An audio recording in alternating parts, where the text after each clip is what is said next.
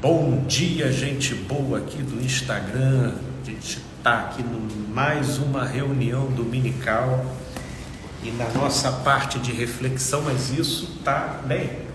Temos aqui pessoas nos presenteando com a sua presença, embora esteja sendo gravado ao vivo aqui, né? Todos sabem que isso não inibe nem interfere na participação de todos aqui para a gente trocar, para a gente conversar, conforme aí a espontaneidade que sempre regeu os nossos encontros, né? Eu só não consigo nós temos aqui a Ivana Marinho de Franca, São Paulo. Ô, querida, um beijão para você. E obrigado para todos os outros que estão chegando. Talvez eu tenha uma dificuldade de interagir aqui no ao vivo, mas aqui a gente interage aqui de boa.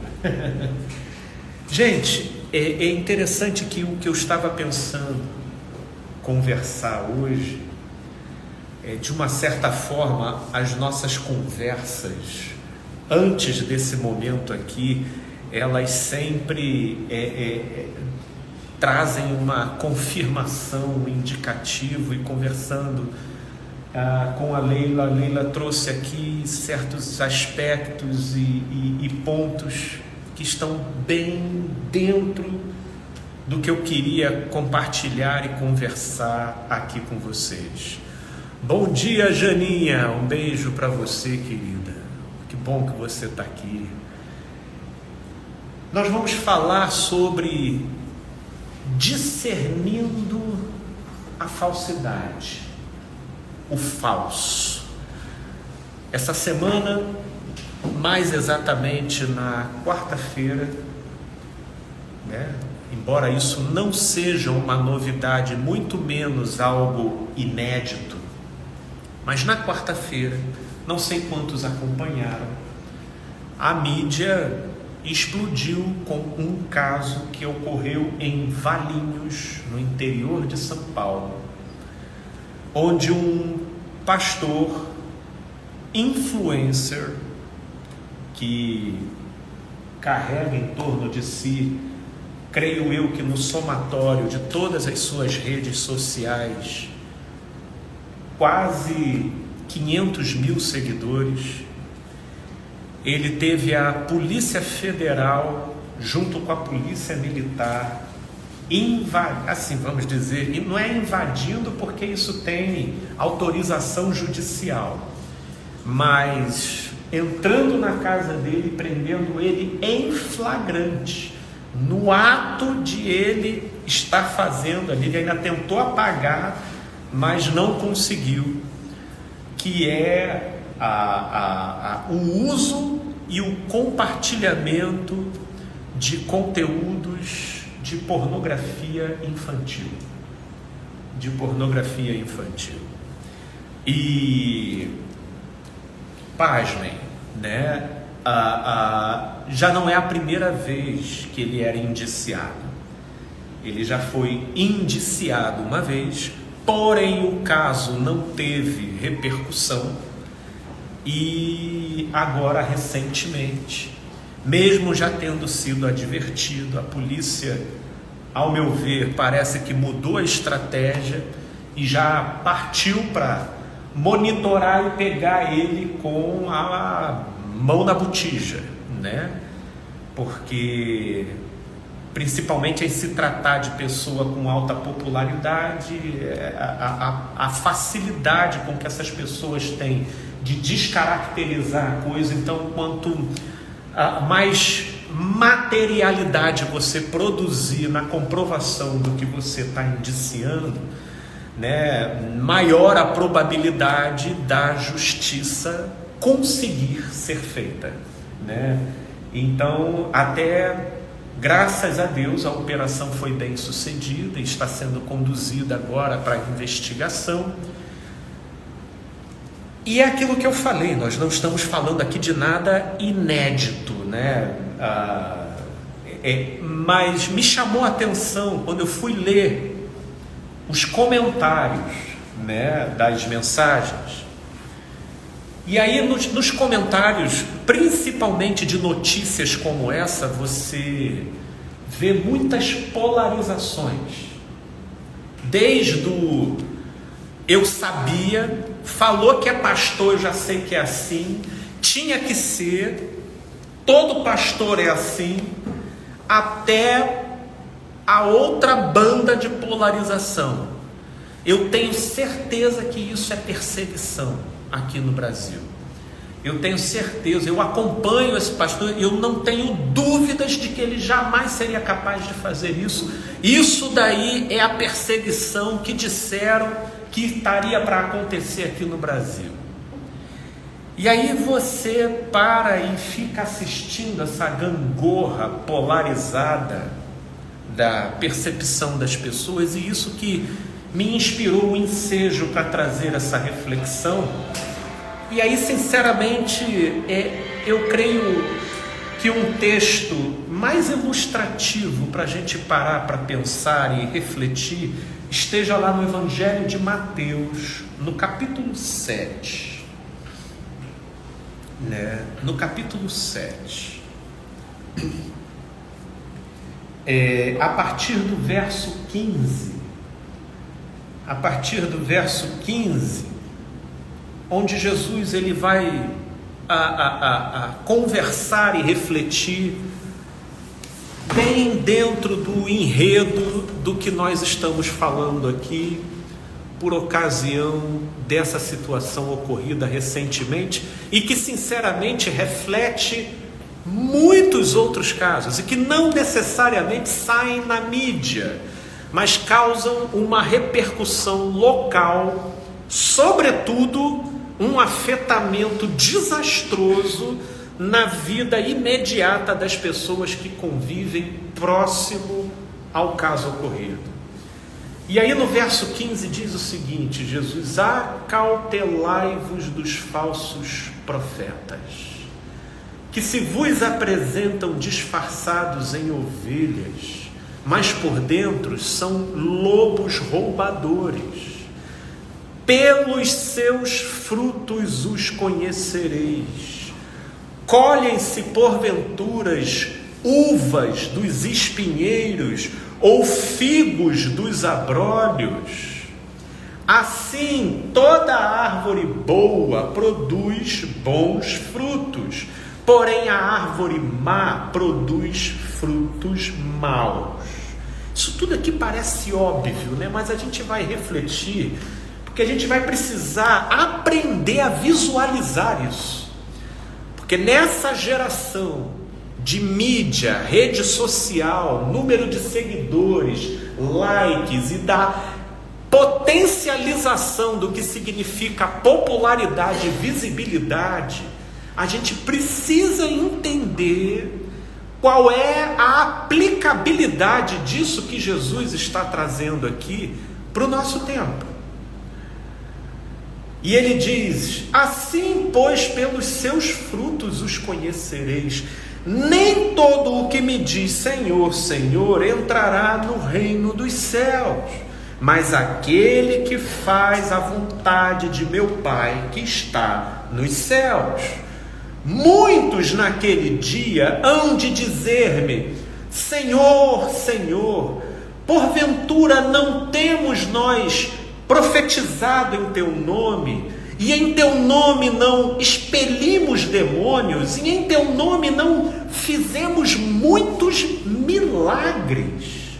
Então lhes direi explicitamente: nunca vos conheci, apartai-vos de mim, os que praticais a iniquidade. Isso é uma coisa que a gente já conversou aqui, para a gente poder entender a aplicabilidade disso nesse mundo, com as características que eu mencionei aqui há pouco, que é a geração da visibilidade, da explicitude, da popularidade, do poder definido não apenas pelo capital dinheiro, mas pelo capital, e que se tornou um capital chamado influência, popularidade, e que concede ao sujeito poderes de articulação, influência e interferência no mundo em que a gente vive. Só que as palavras de Jesus passará o céu e a terra e ela permanecerá. E a gente precisa extrair dela, então, o seu princípio operativo, para que a gente consiga colocá-la em prática no contexto em que a gente vive. Porque fazendo isso, a gente vai conseguir, em primeiro lugar, calibrar e ajustar, sobretudo, as nossas próprias expectativas, que no final das contas é a razão de, ao mesmo tempo que a gente vive nesse mundo de alta visibilidade, se vocês pararem para perceber, é um mundo também cada vez mais caracterizado por pessoas completamente céticas, desacreditadas, desconfiadas de tudo, até da própria sombra, e com uma altíssima propensão a teorias da conspiração, com uma certa paranoia de ver cabelo em casca de ovo para toda a direção que olha, porque isso também é um sintoma dessa geração da visibilidade. E por quê? Porque hoje tudo é tão explícito, tão imagem, tão popularidade, que sem parâmetro, ou nós temos aqueles que acreditam demais e se lançam de cabeça, ou você tem aqueles que, na tentativa de modular essa entrega, partem para o polo oposto, desconfiam de tudo e não acreditam em nada. Então a gente precisa, a intenção dessa reflexão aqui é a construção de parâmetros para o discernimento do falso e do verdadeiro. E aí nós vamos para Jesus. Pelos frutos os conhecereis, sabendo que existem falsos profetas que se vos apresentam disfarçados de ovelhas. Acho que o primeiro ponto é a gente aqui, como já fizemos uma vez em conversa aqui, conceituar o significado de fruto. Fruto, pensando no imediato da analogia que Jesus está utilizando aqui com a natureza, fruto é, ao mesmo tempo que a marca distintiva da natureza de uma árvore, o fruto ele é a extensão natural dessa árvore. Ou seja, a árvore ela não se esgoela para produzir o fruto.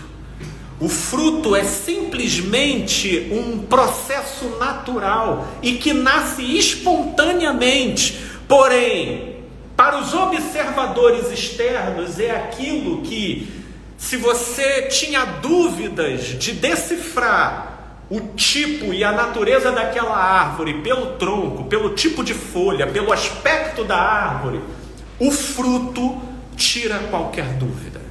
E ali ele sacramenta a natureza da árvore. O que é fruto para a gente aqui? A gente precisa entender que quando Jesus fala de fruto, em primeiro lugar, fruto é aquilo que nasce do coração. Não é aparência. A aparência é justamente aquilo que leva Jesus a abrir esse bloco de reflexão aqui. Muitos falsos se vos apresentarão disfarçados. Isso só é possível de acontecer na aparência. No coração, não. Do coração, o que nasce é fruto. O fruto é a essência. O fruto vem da essência. Ele ele demonstra a essência. Ele é a produção natural do sujeito e que denuncia o que ele alimenta, o que ele concorda, o que ele acha, o que ele consente dentro dele. Então o fruto ele evidencia isso. Só que aí aqui tem um outro ponto. Se estamos entendendo o que o fruto significa, aí a gente vai para a segunda parte. Conhecer o fruto é algo diametralmente proporcional à sua proximidade da árvore. A sua proximidade da árvore. Sem estar próximo, se formos pensar em termos físicos aqui, se eu, por exemplo, mal consigo decifrar, por exemplo, aquela árvore que a gente está vendo lá embaixo, lá na janela, eu teria que ser muito perito, e ainda assim com uma altíssima probabilidade de errar, de dizer qual é aquela árvore ali. Agora, para tirar a dúvida, eu tinha que ver o fruto. Agora, para ver o fruto aqui, só esticando o binóculo, ou então a gente indo até lá para ver. Ou seja, ver fruto requer proximidade, convivência. Porque em se tratar de humanos, na aparência, o que vigora, repito, é aquilo que Jesus introduziu esse bloco de reflexão aqui. Os falsos se vos apresentarão disfarçados. Na superfície, essa dinâmica, ela existe, ela é padrão. Inclusive Jung, um dos pais da psicologia, ele apresentava o conceito de persona e sombra, tá? E persona é um personagem que a gente cria a partir de características que a gente visualiza, que produz uma melhor receptividade da gente no nosso campo de interação. Então, se as pessoas acharam legal o fato de você se apresentar assim, de você sorrir, de você falar, de você contar piada, ou de você ficar mais em silêncio e tudo, a gente vai instintivamente assimilando e incorporando isso desde criança. E vamos formando um composer de maneira de ser, conforme aquilo que a gente percebe que favoreça uma melhor receptividade do meio em relação a gente. Ou seja, isso é criado na nossa maneira de ser instintivamente para se evitar experiências como a da rejeição. E isso faz parte. E Jung entendia que esse fenômeno, ele inclusive é necessário, tá? Do ponto de vista saudável, para que a gente tenha uma articulação pertinente nos mais diversos contextos que a gente passa. Porque, por exemplo, hoje estamos aqui nessa reunião, mas se você sair daqui e você for convidado para participar de uma cerimônia de formatura, a depender da proximidade que você tenha, você vai ter que eleger uma persona mais formal, com uma roupa mais formal. Aí se você vai para a praia, já é uma outra persona. Se você vai para um velório, também aí já entra outra. Então, essa discrepância de personas, mas que não violam a essência da sua identidade, isso é bom e necessário para produzir uma presença e uma interação mais proveitosa nos diversos meios por onde você passa.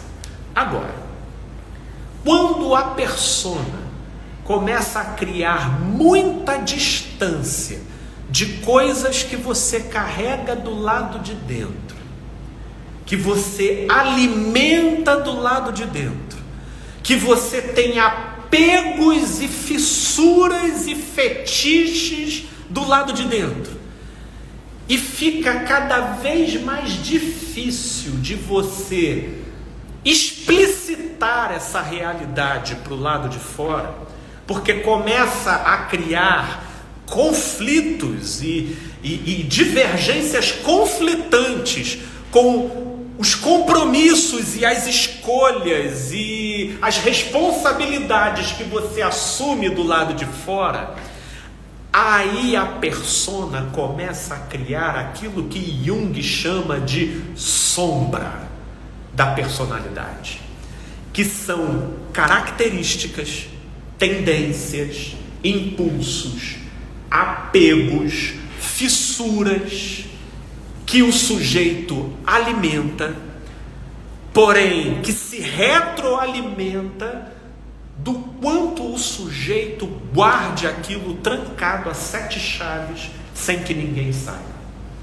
E aí Jung ele ainda observa uma coisa, que conteúdos dessa natureza e que são guardadas dessa forma, justamente porque elas são reprimidas, justamente porque elas não estão integradas no todo de quem o sujeito é, na vida dele, essas características elas entram em estado de ebulição e elas se tornam compulsivas, impulsivas, ou seja, elas vão dominando e controlando o comportamento do sujeito, elas viram tara.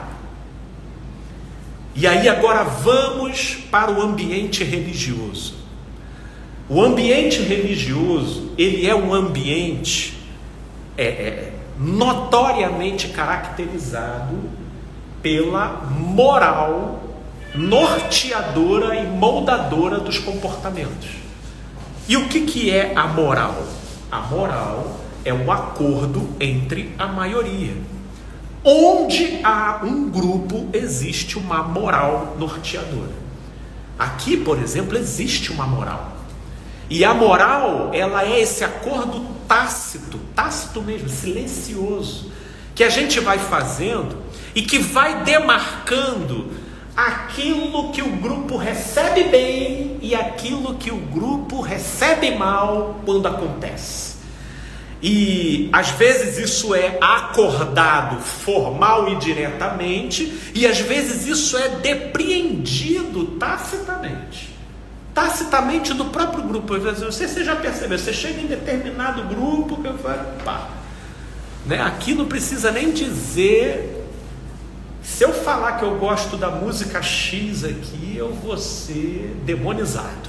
Você depreende, você já pega ali, porque a gente vai capturando as morais estabelecidas, e no meio religioso existe muita moral estabelecida naquilo em que se associa usos e costumes a fatores essenciais da existência, e que inclusive definem se o sujeito vai para o céu ou vai para o inferno.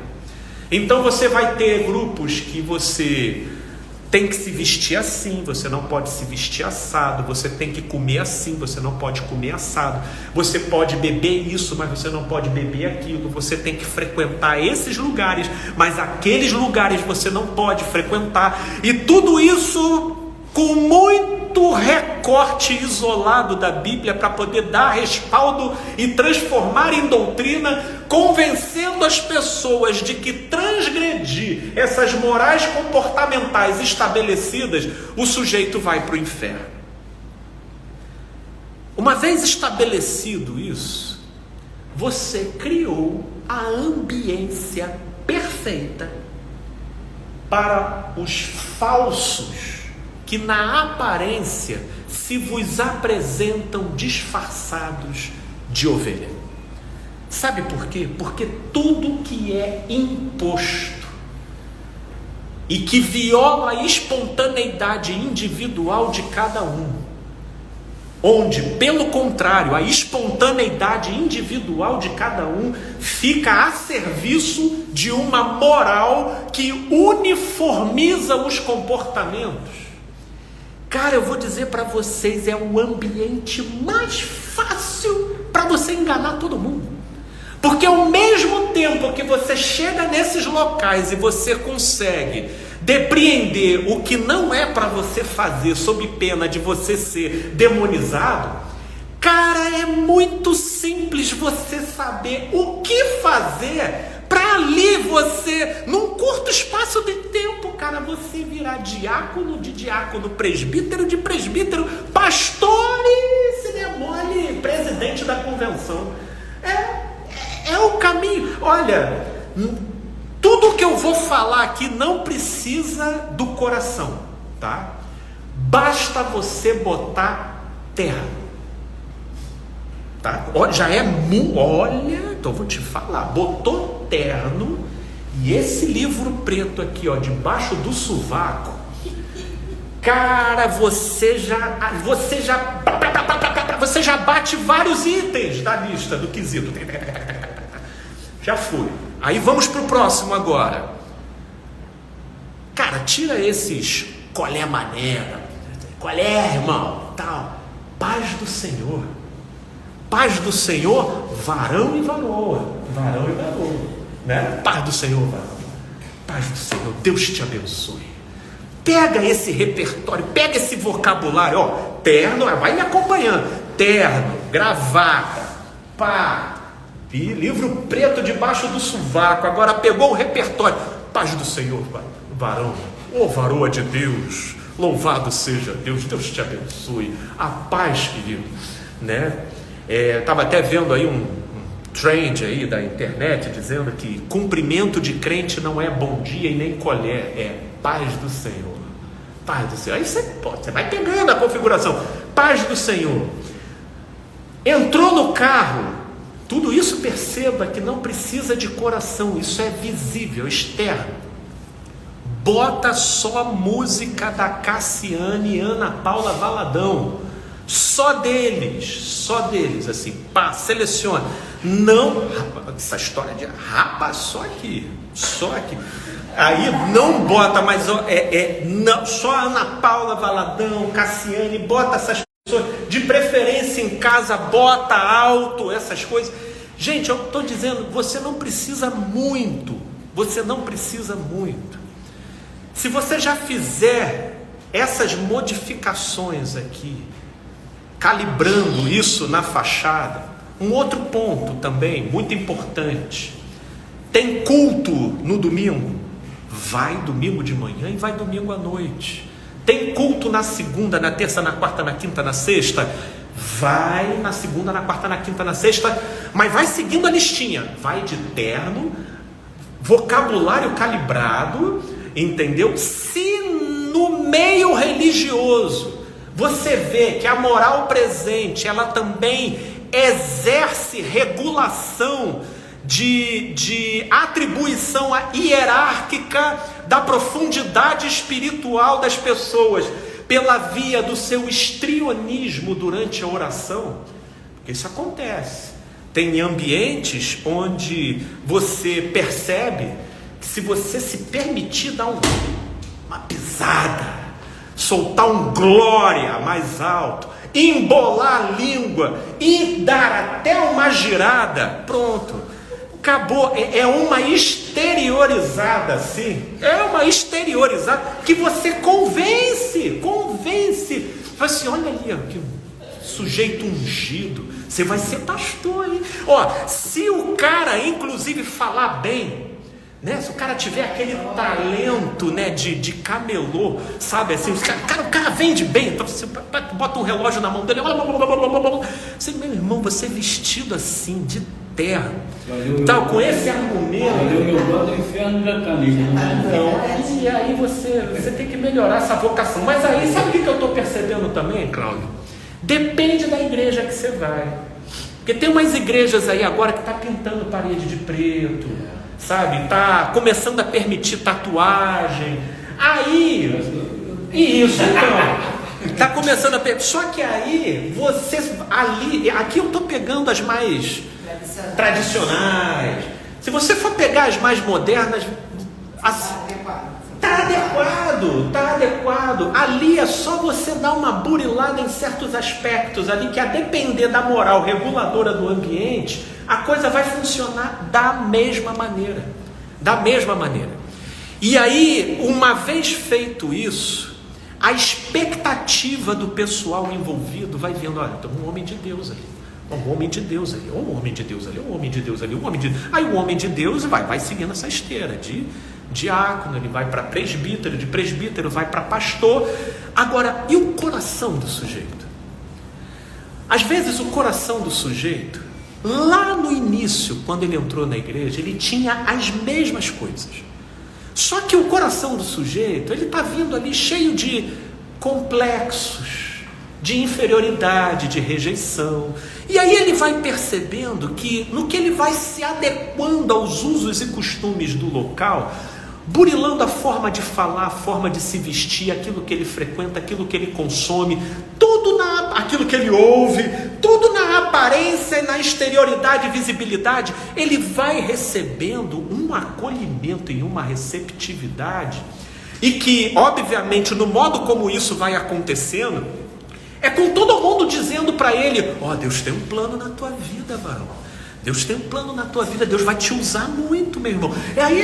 E aí ele vai associando: cara, isso é Deus. E fora do país. E fora do país, aqui você vai mudar a sua geração. E aí o camarada, ele vai associando isso, só que ele ainda está com aquela coisa não resolvida, que deveria ter sido trabalhada e enxergada de uma outra forma. Só que agora aquela coisa não resolvida, não, o que acontece? Ela exerce uma inconveniência enorme para ele assumir agora.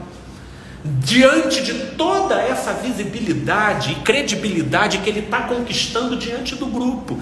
Aí ele começa a pensar o seguinte, porque aí vem uma outra ideologia aí presente. Cara, eu não quero escandalizar o reino de Deus, a obra de Deus. Então, o que eu vou fazer?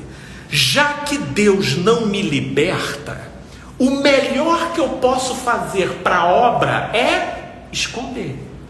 Aí ele começa a esconder, e ele escondendo, ele vai desenvolvendo crises de culpa, de vergonha, quando ele tem uma boa dose de caráter, tá?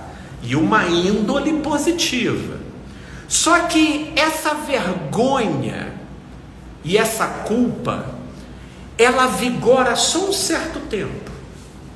Só que vai passando os anos, para perceber, e ele vai só crescendo em prestígio no meio do grupo. Ele está falando e todo mundo ouve. Daqui a pouco ele estava numa igrejinha pequena, transferem ele para uma igreja maior, e ele está lá com aquele problema. Só que ele vai associando que no final das contas, cara, sinceramente, aquele problema não me interfere em nada.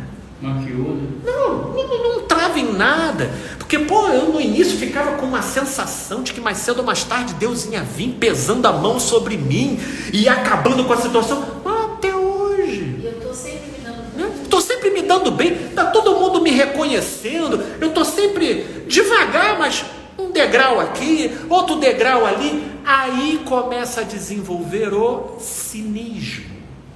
O cinismo, ele começa a entrar no seguinte sentido: Deus não me libertou, mas Ele tem misericórdia de mim. Ele tem, afinal de contas, o que eu faço aqui só para mim, só aqui fechado. Olha o benefício que eu levo para o reino de Deus. Aí entrou o cinismo. O cinismo se estabeleceu no sujeito, e lá para Jung sacramentou-se a bifurcação entre persona e sombra. O camarada, ele tem uma dupla personalidade, onde ele gerencia duas direções. Isso é um fruto. Isso é um fruto. Estamos aqui falando de um fruto. Quem percebe esse fruto? Quem está convivendo. Só assim, Leila. Só assim. Só quem convive percebe fruto.